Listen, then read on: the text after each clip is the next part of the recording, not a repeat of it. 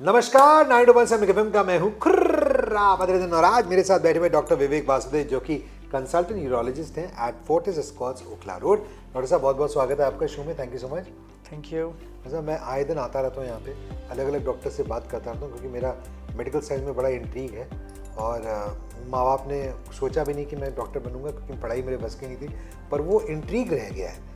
पढ़ाई नहीं करनी थी, पर अब तो मैं क्या करता हूँ क्योंकि अब मैं एक आरजे हूँ तो मेरे को मौका मिला है जानने का, तो मैं चालाकी से पहुँच जाता हूँ हर हफ्ते यहाँ पे आपसे बातचीत करने के लिए। तो आज मैं आपसे कुछ सवाल पूछने वाला हूँ एंड कोशिश करेंगे कि जो भी आप इन्फॉर्मेशन दे रहे हैं उससे मेरे को तो मदद होगी, जो देख रहे हैं उनको भी काफ़ी मदद मिलेगी। राइट। तो सबसे पहला मैं आपसे सवाल जो पूछना चाहूँगा क्या है कि जैसे 50 पार करता है इंसान, आदमी जब पार करते हैं तो उनके दिमाग में कुछ कुछ चीज़ें चलती हैं कि अरे मैंने सुना था उस रिश्तेदार को प्रोस्टेट की दिक्कत हो गई थी, उसको दिक्कत हो गई थी।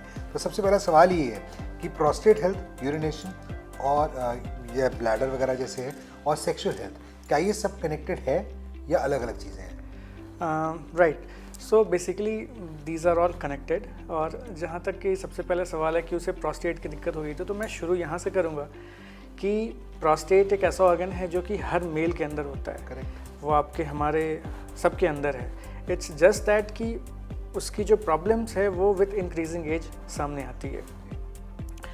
अभी क्या है कि normal prostate size around 10 cc का होता है, 10 ग्राम का प्रोस्टेट होता है, बट विथ एज ये प्रोस्टेट साइज बढ़ना शुरू होता है। अच्छा। और बाई मैन रीचेस में भी 50-60 वो साइज बढ़ के किसी का 15, 20, 25, 30, 100, 200, 250, 300 तक पहुंच जाता है। अरे बाप रे, 10 का 300 हो जाता है। Right.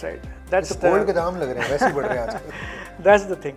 But the issue is कि हमें सिर्फ वॉल्यूम से नहीं मतलब होता, हमें वो प्रोस्टेट आपको कितनी तकलीफ दे रहा है उसे ट्रीट करना होता है। सो अभी भी आप जाएंगे तो लाइक पेरीफेरी में, मतलब ये काफ़ी अच्छा सही तो नहीं है, लेकिन पेशेंट्स को मॉक करने का एक तरीका होता है कि आपका प्रोस्टेट बढ़ गया, प्रोस्टेट निकाल देते हैं। But you see only enlarged prostate doesn't require treatment unless it is causing some problem or if that enlargement is due to suspicion of cancer. ये एनलार्ज होता है तो दिक्कत क्या होती है? ये यूरेटर में जाके दबाता है और यूरिन में दिक्कत होती है, क्या होता है So exactly? तो प्रोस्टेट की एनाटॉमी है that is very strategical. It sits at the outflow. जैसे टंकी की जो आउटफ्लो है, जैसे हमारे ब्लैडर आउटफ्लो, वहाँ पे भी सिचुएटेड होता है। तो जब भी ये बढ़ता है और किसी खास प्रोपोर्शन में बढ़ता है, that means it can grow outside and it can also grow inside. So when it grows inside, it causes more problem regarding to urine.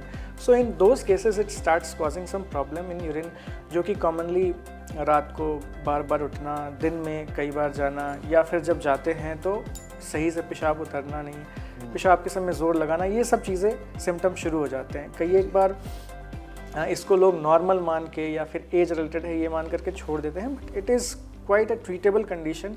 और जब भी कुछ ऐसा हो तो you should definitely look for a urologist. अब आई बात जो हमने क्वेश्चन शुरू किया था कि how it is connected with urination and your sexual health. तो यूरिनेशन की तो हमने बात कर ली because it is quite strategically located, तो वो उसमें प्रॉब्लम करता है।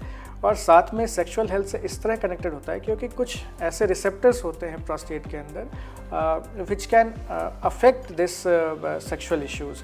और चूँकि जो भी प्रोस्टेट की कंडीशन एज के साथ बढ़ती है और एज के साथ चूँकि सेक्सुअल इश्यूज़ भी आते हैं, तो दोनों चीज़ें कई बार साथ में आती हैं। और हमारी जो कुछ मेडिसिन्स हैं जो हम प्रोस्टेट की वजह से जो यूरिनरी फ्लो ख़राब हो रहा है उसके लिए देते हैं, they also help in the sexual function of that man. So that is how the whole thing is connected to each other and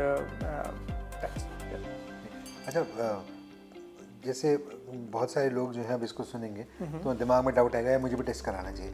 तो ये जो PSA टेस्टिंग होती है इसको लेके बड़ी कंफ्यूजन रहती है कि किस मुकाम पे जाके मुझे इसकी ज़रूरत है भी कि नहीं है, कैसे कराना चाहिए, क्या इसको कराने का मतलब ये तो नहीं कि जैसे हल्का फुल्का भी बड़ा है तो इंसान के दिमाग में डर आ जाएगा क्या मुझे ऑपरेशन कराना पड़ेगा। थोड़ा इसके बारे में एक्सप्लेन कीजिए एग्जैक्टली क्या है और कैसे होती है ये। बिल्कुल।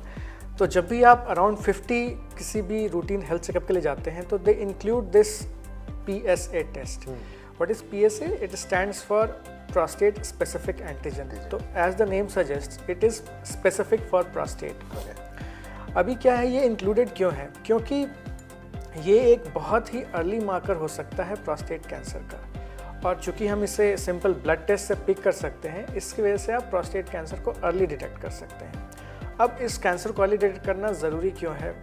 तो सबसे पहले तो ये बात कि प्रोस्टेट कैंसर अगर इंडिया की बात करें तो may be it would come around 3rd और 4th मोस्ट कॉमन कैंसर। और अगर मेन की बात करें इन इंडिया तो फिर थोड़ा सा और ऊपर आ जाएगा। That is why testing for PSA is important. Now जब भी आप कोई ऐसा स्क्रीनिंग टेस्ट करते हैं तो there always is a responsibility on the जो स्क्रीन कर रहा है या जो क्लिनिशियन है कि उस टेस्ट को कैसे वो इंटरप्रेट करता है। ऑब्वियसली पेशेंट के पास अगर रिपोर्ट बढ़ी हुई आ गई तो दे विल पैनिक कि अरे मुझे कैंसर हो गया है, मुझे कैंसर हो सकता है। बट यही जब आप किसी अपने प्राइमरी केयर फिजिशियन से मिलते हैं या स्पेसिफिकली यूरोलॉजिस्ट से मिलते हैं तो दे कैन क्लियर कि whether this increase in PSA is because of cancer और सम अदर रीज़न। क्योंकि PSA इंक्रीमेंट का ज़्यादा कॉमन जो आपको हमें मिलता है प्रैक्टिसेस में that is because of some other reasons rather than prostate cancer. अच्छा, so it is commonly increased in cases of prostatitis, जिसको जो कि इन्फ्लेमेशन ऑफ प्रोस्टेट है, देन यूरिनरी ट्रैक्ट इन्फेक्शन। अच्छा, UTI में हो जाएगा। Exactly. So if someone does PSA at the time of UTI, वहाँ करना ही नहीं है, इट्स रॉन्ग प्रैक्टिस। पता है आप ये जो बात कर रहे हो बहुत इम्पोर्टेंट है, बिकॉज अभी क्या है ना, आई डोंट नेम एनीवन, पर आजकल ये जो डायग्नोस वाली इतनी कंपनीज आ गई ना, ये जब आप इनसे फॉर एग्जांपल आप इनको बोलो मुझे ब्लड टेस्ट कराने सिर्फ ब्लड ग्रुप के लिए, कि तब भी आपको 75,000 और टेस्ट करवा देते हैं कि पैकेज है करा लो, और बंदा जब रिपोर्ट आता है तो लगता है यार ये क्या हो गया, वो उसको 4-6 महीने उसके लिए परेशान रहेगा अगर उसके आसपास ऐसी सर्विसेज या केयर या ऐसे स्पेशलिस्ट अवेलेबल नहीं है जो कि उसको बता सके कि this is because not because of cancer but because of infection. और साथ में share the volume of prostate can increase the PSA। सो अगर किसी का 100 ग्राम का प्रोस्टेट है तो they can easily have a PSA of 7-8। Normally 7-8 PSA is high, जो मोर देन 4 के रेंज में जाता है। एग्जैक्टली, जब प्रोस्टेट बड़ा है तो it will secrete more PSA and so the PSA will come high. So there is a term called PSA density. से कई सारी चीज़ें हैं। So it has to be analysed in context with the clinical condition of the patient, and then only you should suspect that where there is a this thing of cancer or not. Doctor Vivek, prostate cancer तो एक बात होगी, और भी urological cancer होते हैं जैसे bladder cancer भी होता है, तो ऐसे कोई अर्ली वार्निंग साइंस हैं ऑफ यूरोलॉजिकल कैंसर स्पेसिफिकली जो लोगों को थोड़ा ध्यान रखना चाहिए? Right, so there are some early signs for urological cancers, और उसमें सबसे पहले मैं बात करना चाहूँगा ब्लड इन यूरिन। सो कभी भी you face blood in urine, so blood in urine is called as gross haematuria. Gross means it's visible to the naked eyes. Okay, microscopic haematuria भी हो सकता है कि आपको दिख नहीं रहा हो बट आप यूरिन का टेस्ट कराएं, उसमें RBCs मिल जाएंगे या ब्लड मिल जाएगा। But if something is visible to eyes that means it's gross and it can not be normal. तो आपको एक एपिसोड भी अगर ग्रॉस हेमेचूरिया का है then you should get evaluated thoroughly by a urologist to rule out any of such ominous conditions. Then हम सिर्फ primary early signs की बात नहीं करते, साथ में बैकग्राउंड में रिस्क फैक्टर्स हों तो फिर ये सारी चीज़ें और ज़्यादा इम्पॉर्टेंट हो जाती हैं। लाइक फॉर प्रोस्टेट कैंसर, अगर आपके फैमिली में आपके पापा, बड़े पापा, चाचा, ताऊ, बड़े भैया, किन्हीं को भी अगर प्रोस्टेट कैंसर रहा है और specially high risk prostate cancer रहा है तो you are definitely at a maybe 5-fold higher risk than normal population. Definitely. So most हम कहते हैं रिस्क फैक्टर्स की बात करते हैं, जैसे ओरल कैंसर की बात करें तो टोबैको च्यूइंग है, लंग कैंसर की बात करें स्मोकिंग है। तो प्रोस्टेट कैंसर में एज सच कोई लाइक स्मोकिंग और इन सब की they are risk factors, but उससे कहीं ज़्यादा हेरिडिटरी का रोल है। सो अगर ये जेनेटिक है तो मतलब कहीं से तो शुरुआत होगी ना, हर किसी को तो हुआ नहीं, या फॉर एग्जांपल किसी के दादा को हो गया तो उन्हें शुरुआत में कैसे हुआ होगा ये? एग्जैक्टली। सो आई थिंक इसके लिए बहुत हमें बेसिस ऑफ जेनेटिक्स में जाना पड़ेगा। विथ एजिंग जो हमारे बॉडी के जो सेल्स हैं, जो सेल्स हमारे वही हैं जो 30-40 के उम्र में थे, बट उनमें जो एक अपना जो डैमेज रिपेयर करने की शक्ति है वो धीरे धीरे कम होती चली जाती है। तो डैमेज होता है, बट जब आप अर्ली एजेस में होते हैं वो डैमेज रिपेयर हो जाता है। बट एज वी एज वो डैमेज रिपेयर की शक्ति कम होती है और समहाउ उसी में कोई एक ऐसा म्यूटेशन या फिर सेलुलर चेंज हो जाता है जिसको कि बॉडी रिपेयर नहीं कर पाती है, and that can turn into cancer. और साथ में जैसे मैंने बताया कि ये अगर आपके फैमिली में है तो it can increase your own risk of cancer. हाँ, अगर ब्लैडर कैंसर की बात करें तो if you are heavy smoker, very heavy smoker, may be packet 2 packet a day bidi और किसी भी फॉर्म में, या फिर आप किसी केमिकल इंडस्ट्री में काम कर रहे हैं, सो दीज या आप दिल्ली में रह रहे हो या कि हवा में हाँ, may be few years down the line कोई ऐसे रिसर्च भी है जो ये प्रूव करते हैं, but you see they really increase the risk of cancer. Next comes penile cancer. तो पिनाइल कैंसर में अर्ली साइंस में आप साइंस तो नहीं बट रिस्क फैक्टर में अगर बता दूं तो if like there is poor local hygiene and you are uncircumcised, that can lead to cancer. Yeah. So hygiene is very much important. Okay, then like human papilloma, viral infection. So these things are there. Kidney cancer का as such risk factors की बात करें तो smoking acts as a risk for it. Smoking तो हर चीज़ के लिए risk है, वैसे ही करनी चाहिए. और early sign it's that blood in urine only. So like for prostate cancers, any kind of urinary symptom, or for this kidney cancer or maybe bladder cancer, blood in urine. So these are the early signs of cancer. और prostate, kidney और bladder ये तो तीनों तरह के cancer हैं, इनको अगर early detect कर लिया जाए तो fully treatable है? Right, yeah, that's very important question. And I think मैं ये नहीं कह रहा हूँ कि किसी को ऐसा हो जाए, but urological cancers especially, they carry a very good prognosis if detected early. So as compared to maybe pancreatic cancer or cancer of bowel, जो हमारी urological cancers होते हैं, like for say prostate cancer, if we detect early by early PSA testing, screening testing, we can like cure the disease. We generally don't With medicines. We generally don't talk in terms of cure in cancers, but here we talk because we do cure cancers in urology. Obviously medicines नहीं, generally surgery लगती है. हाँ, prostate से we remove the prostate and follow up में रखते हैं, patient is cured. इसमें chemo वगैरह नहीं होता है?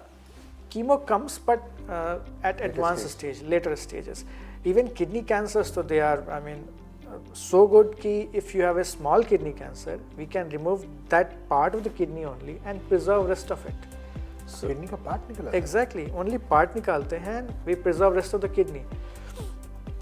So you see, मतलब generally cancer का हमारे mind में यही impression रहता है, जिस organ का cancer है उस organ को निकालो, है ना? But kidneys में we can even afford to remove that much kidney which is harboring the tumor or cancer and preserve rest of it. कई बार ये indication imperative होता है, let's say someone has only one kidney, या फिर kidney है but उनको chronic kidney disease है, creatinine बढ़ रहा है, तो उन केसेस में हमें किडनी का जितना भी पोर्शन होता है बचाना होता है to prevent the patient landing up in dialysis. So उन केसेस में हमें ये करना पड़ता है and obviously we are not compromising with the oncology. Obviously, if that is giving you equal oncological outcome, then only we perform this partial nephrectomy or only the partial removal. Otherwise, पूरा kidney निकलता है. Bladder cancer का भी ऐसा ही है. एक मैं specifically बात करूँगा testicular cancer. Testis is also urological organ. So testicular cancer सबसे खास बात ये होती है कि इनका जो एज ग्रुप होता है that's totally different. It is most common, I mean, like the age group for testicular cancer is adolescents. अच्छा. Right, so 10 years, 14, 15, 20 years, this is the age group of common testicular cancers. It can happen in later ages also, but जो ज़्यादातर commoner जो हमारे testicular cancers हैं, they come in this age group. और it's simply by self physical examination you can identify or suspect that cancer. By that time, like if you can you find that there is a difference in size of both the testicles, or the other testicle, one testicle is looking a little harder, or the typical testicular sensation is lost, जो दबाने पे जो अजीब सा pen होता है, that अजीब सा pen is not there, so that means they are the early signs of this testicular cancer. So I mean all of these cancer, they can be very well controlled and even cured with early detection and treatment. Wonderful, doctor साहब बहुत अच्छा लगा आपसे बात करके. Anything that you'd like to say to whoever's watching, whoever's listening to us, कोई एक tip देना चाहेंगे कि सब जो अपने यूरोलॉजिकल सिस्टम को एकदम भला चंगा रखे, उसके लिए क्या करना चाहिए? राइट, सो आई थिंक जो कॉमन कंडीशंस हैं उनके लिए मैं कुछ टिप्स देना चाहूँगा. जैसे विथ इंक्रीजिंग एज जो यूरिनरी प्रॉब्लम आती है, पहले मैं मेल्स की बात कर लेता हूँ. मेल्स में ज़्यादा कॉमन होता है. तो few behavioral changes which you can adopt to like lessen your symptoms are like जैसे आप किसी से पूछे तो वो कहते हैं ज़्यादा पानी पीना चाहिए, ज़्यादा पानी पीना चाहिए. तो अरे भाई ज़्यादा कितना, उसके कोई लिमिट होनी चाहिए. 2 लीटर, 3, 4, 5, 6, 7, ज़्यादा किसी के लिए 5 हो सकता है, किसी के लिए 2, किसी के लिए 10. तो ज़्यादा का मतलब ये होता है, और मैं ज़्यादा के लिए नहीं कह रहा, you should have adequate water और एडिक्वेट हाइड्रेशन. और वो डिफाइन कैसे करते हैं हम? That is defined by the output which you are having. Urine का कलर. हाँ, आउटपुट एंड कलर. तो if you are having an output, मतलब urine volume of 2 to 2.5 litres in 24 hours. ये कैसे पता लगे डॉक्टर? हम नापते थोड़ी. आप किसी दिन एक्सरसाइज कर लो, किसी दिन माप लो. It's very simple. Thinking from layman point of view, how do you know that? So layman point of view से आप ऐसा कर सकते हैं, like at one time generally we pass around 3 to 400 ml of urine. That is the physiological bladder capacity if everything is normal. So अगर 400 ml का एक बार का पास करने का ये है, तो अगर आप 5 बार ही पास कर रहे हैं 2 लीटर हो गए आपके. So इसमें नापना पड़ेगा ना, जेरी कैन लेके. So that is also not a very bad idea or very difficult thing to do. अगर आपको डाउट है कि आपकी हेल्थ दिक्कत है या आपको लगता है आप यूरिन ढंग से पास नहीं कर रहे, तो ये तो मिलते हैं जगह जगह. अपनी हेल्थ की बात है बस, इनको कोई शर्म नहीं है. लाइए, मापिए. And commonly we prescribe or we advise to make a bladder diary to the patients, especially for this purposes only. So health की बात है डॉक्टर साहब, तो इसमें कोई शर्म नहीं है. And I would suggest कि मार्कर्स वाले जो हैं मग्स वगैरह आते हैं, उसमें दिख जाता है कितना लीटर है. तो आपकी हेल्थ की बात है, आगे चल के खुदा ना खास्ता कोई ज़्यादा बड़ी दिक्कत ना हो, तो you should know how much आपका आउटपुट कितना है in terms of urine. And see, this is a spectrum. ऐसा नहीं है कि आइदर ये यस है या नो है. You see, if it is very extreme, that means आप बहुत ही कम वॉल्यूम पास कर रहे हैं, तो वो आपको भी पता चलेगा कि I am going but I am not able to pass hardly 50 ml also. और अगर ये लॉन्ग रन में, यानी कि एक दिन आपको इतना घबराना नहीं कि एक दिन मैंने बहुत ज़्यादा यूरिन कर लिया और ये क्या हो गया. Of course that's a pattern that you talk about. Exactly. So in medicine we tell that whatever which is persistent or which is increasing, correct, that should definitely be checked or be discussed with. एक मेरा सवाल और है आपसे, because हमने जितने भी सवाल पूछे ना, ऐसे लग रहा है आपसे मर्दों के बारे में बात करें. तो जैसे फॉर एग्जांपल आपने कहा था blood in the urine. Now a lot of women for example when they have their periods and everything, right, sometimes women are also spotting, है ना. अगर स्पॉटिंग करें तो उस दौरान अगर हल्का जैसे उनके पीरियड अभी नहीं शुरू हुए हैं, बस स्पॉटिंग हो गई और यूरिन में ब्लड दिख गया, तो वो ये सुन के डर सकते हैं. तो औरतों के लिए क्या अलग साइंस हैं, क्या है? सो औरतों के लिए ये भी बहुत ही कॉमन यू कैन से एक कन्फ्यूजन रहता है कि जो ब्लड है वो यूरिन से आ रहा है या फिर it is from the vagina. So obviously अगर ये सिम्टम्स ड्यूरिंग मेंसेस आ रहे हैं आपको, इफ़ यू फील कि मेरे यूरिन में ब्लड है ड्यूरिंग मेंसेस, तो obviously you should triple quadruple check it. Because अगर वो सिर्फ मेंसेस के टाइम पे आ रहा है, दैट मीन्स कि it's related with urine, I mean vagina. Okay. And if it is coming in urine, then definitely we need to see. So the best thing is to wait till your menses get over and then see कि अगर then see. And there is one condition in which during menses like women used to pass blood in urine also. अच्छा. So if जो भी lady है, if she is quite sure कि जो blood है वो urine में है, so then definitely we need to go in and see what is the cause of that bleeding, because there is a condition in women called as endometriosis. Correct. So that endometriosis can involve bladder also. Okay, and if it is involving bladder, then definitely she will have blood during her menses. और ये endometriosis जो है usually थोड़ी younger लड़की में देखा जाता है just before menopausal age, या क्या होता है? No, it's obviously in the जो when one is menstruating, obviously जो कि अराउंड 15-20 से लेकर के 40-45 का जो किसी भी एज में वहाँ पे हाँ वो हो सकता है जी। बट हाँ, if she has prior history of endometriosis, maybe infertility, maybe tubal blockage, endometriosis के दूसरे कोई साइन हो, पेल्विक पेन हो, एग्जैक्टली पेल्विक पेन हो, और if she has undergone some kind of procedure for endometriosis, and if she complains of this thing, that she is having blood in her urine during menses, then definitely there must be some involvement of bladder also by the endometriosis. So this is one. And with regard to women, the other common condition which we face in our practice is that with increasing age they tend to like leak urine sometimes. That is called incontinence or leakage. Similar to a man having prostate problems. Yeah, little bit. I mean, वही little bit, वो भी yeah. नहीं कर पाते urine Exactly. So this has to, I mean, do with a lot of things. So generally, like common, those women who are at risk are, I mean, जिनके कई सारे बच्चे हुए रहते हैं, और all the deliveries are vaginal deliveries. Okay, then the difference between two deliveries is not very long. Gap नहीं है, because after each delivery the body has to like heal exactly, and whatever things उनको सही होना होता है. But अगर वो gap नहीं मिलता है तो बॉडी काफ़ी वीक रह जाती है, specially the pelvic floor. Pelvic floor मतलब जो हमारा नीचे का एरिया, नीचे की जो मस्कुलेचर है, जो कि यूरिन के रास्ते के अराउंड या पॉटी के रास्ते के अराउंड होती है, वो पेल्विक फ्लोर कहते हैं. अगर वो सही से हील नहीं हो पा रही है तो ये चीज़ें आगे चल कर के यूरिन लीक की तरह प्रेजेंट करती हैं. होता क्या है कि जब तक आप you are in 30s, 40s, maybe 50s, तब तक तो बॉडी कॉम्पनसेट कर रही होती है. Once you are over that तो फिर बॉडी में कई सारे चेंजेस होते हैं. एक तो मेनोपॉज अटेंड हो जाता है, देन जो एस्ट्रोजन का जो एक प्रोटेक्टिव इफेक्ट है वो ख़त्म हो जाता है. देन ऑब्वियसली आपकी डाइट जो है वो विथ टाइम आपने चेंज की कि नहीं की.